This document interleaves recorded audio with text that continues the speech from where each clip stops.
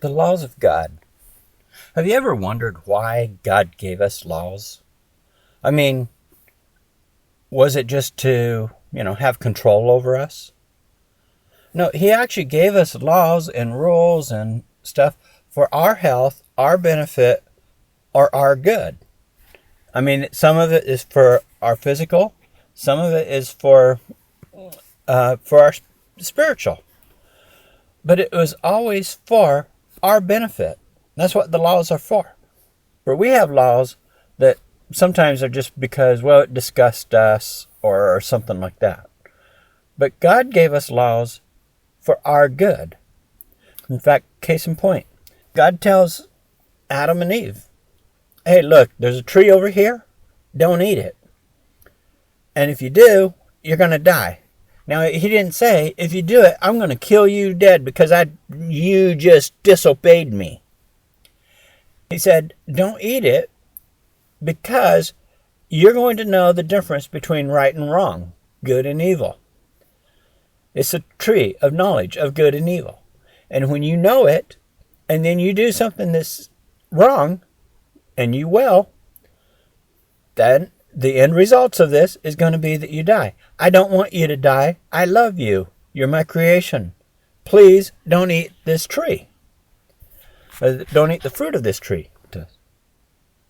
Okay, as we know, Adam and Eve ate it, and now they know what's right and wrong. Of course, they do wrong, and so now they're going to die. So God is angry at them, but He's angry because He wanted them to live. He didn't want anything bad happening to them. But because of His love for us, and because all things are possible through God, He made a way for us to be able to live. And but it meant a sacrifice on His part. To sacrifice, to have a begotten Son that would come here and be a sacrifice for us, so that His blood would cause a cleansing over our sins. And what's our sins? Things that we do that are against our own good.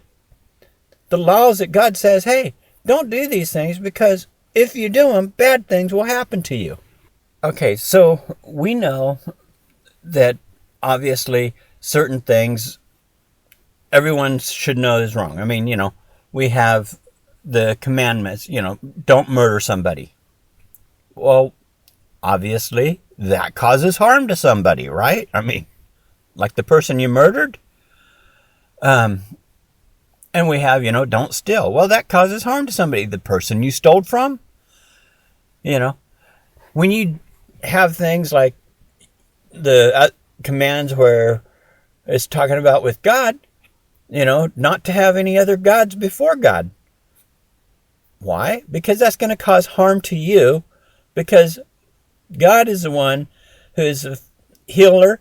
He's the redeemer. He saves us. So if you have some other God, then who is there to save you? So this is why a lot of these laws exist. But we have other laws that are just simply for our personal good, not even society good, but just our personal good, like don't eat certain animals. Well, the reason is because those animals cause harm to you. That's why. Not that, oh, you really just disobeyed me. I don't like that. No, it's you're causing harm to yourself. I don't want you to have harm to you. I love you. Please don't eat these certain animals. So there are other laws that are like laws telling a government how to be a government. Sometimes people want to mix that up and think these laws apply to individuals. No, they apply to the government and what the government's to do. But it's for society's good.